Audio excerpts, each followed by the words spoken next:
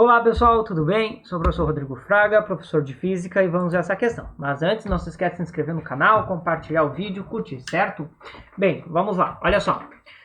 Os materiais são classificados pela sua natureza química e estrutural, e as diferentes aplicações requerem características específicas, como a condutibilidade térmica, quando são utilizados, por exemplo, em utensílios de cozinha. Assim, os alimentos são condicionados em recipientes que podem manter a temperatura após o preparo. Considere a tabela, que apresenta a condutibilidade térmica capa de diferentes materiais utilizados na confecção de panelas. Qual dos materiais é o recomendado para manter um alimento aquecido por um maior intervalo de tempo? Certo? Claro, aqui a gente consegue analisar a partir da ideia de o que é a condutibilidade térmica, já definir qual deles será melhor para manter um alimento com maior intervalo de tempo mantido a uma certa temperatura, né? Mas bem, aqui eu quero antes falar sobre uma chamada Lei de Fourier, que é basicamente uma lei utilizada para trabalhar a questão da condução térmica, a condução de calor através de materiais, certo? Bem, quando nós temos, por exemplo, colocar aqui deixa eu redesenhar aqui. Colocar aqui algum obstáculo, pode-se pensar numa parede que tem uma certa espessura, tá?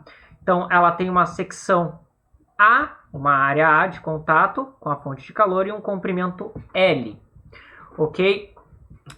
Entre os pontos extremos, temos uma diferença de temperatura. Aqui uma temperatura B e aqui uma temperatura A, ok? Como se eles estivessem em contato com alguma fonte de calor, né, com uma temperatura maior, que faz com que este lado aqueça, e a condução de calor vai fazer com que calor saia do ponto A até o ponto B, certo? Pois bem, aqui a primeira condição é que TB tem que ser maior do que a temperatura A para que ocorra a condução de calor no sentido que eu coloquei aqui, né? Ou seja, da esquerda para a direita, certo? Essa lei vai dizer que o fluxo de calor, que a gente denomina como φ, que é igual à variação da quantidade de calor, ou a quantidade de calor transmitida divididos pelo intervalo de tempo, é igual a uma constante kappa, que é justamente a condutibilidade térmica, vezes a área de contato, vezes a diferença de temperatura entre esses dois pontos, né? Ou pode só botar um ΔT, isso tudo divididos pelo comprimento. Ou também alguns livros utilizam isso aqui como sendo espessura, então fica um E às vezes ali embaixo, né? Mas qual é o importante perceber aqui? Que a área, quanto maior a área de contato, melhor para a condução de calor, maior o fluxo eu vou ter. Quanto maior a espessura, menor o fluxo de calor, pois aí vamos dizer assim, tem mais caminho a se percorrer, né? Mas bem, veja que a condutibilidade térmica, quando maior, claro, que já é o óbvio, né? Para quem já estudou essa parte, nem precisa entender muito dessa lei, só entender que a condutibilidade térmica é da característica de condução do alimento. Mas uma condutibilidade térmica maior faz com que eu tenha um fluxo maior, ou seja, ou uma maior quantidade de calor ou um menor intervalo de tempo. Então, claro, se eu quero que eu tenha um intervalo de tempo maior, que o alimento seja mantido, eu tenho que fazer com que o fluxo de calor seja muito pequeno. Assim, a variação de temperatura é pequena, né?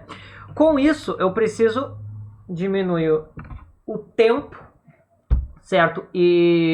Ou melhor, diminuir não, aumentar o tempo, o intervalo de tempo para uma certa quantidade de calor, e para isso eu posso diminuir ou utilizar a menor condutibilidade térmica, o que corresponderia ali a número 5, que é a letra E, né?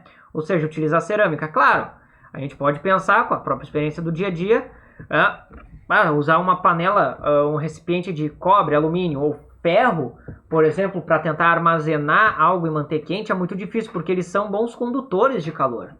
Agora, vidros e cerâmicas já são mais adequados para manter essa temperatura, pois eles são são isolantes térmicos, ou seja, eles possuem uma baixa condutibilidade térmica.